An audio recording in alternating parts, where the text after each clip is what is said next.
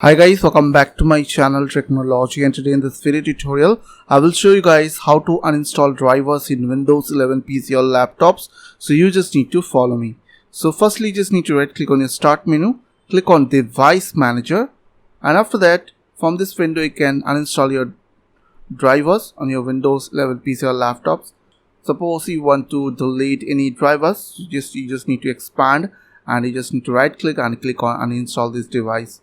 Also, you can uninstall the driver from your settings. So right click on your start menu, click on settings, and after that, and here you just need to click on apps. Now here you just need to click on install apps. After that, scroll down, and suppose if you want to delete this NVIDIA control panel, you just need to click on this three dot button over here and click on uninstall.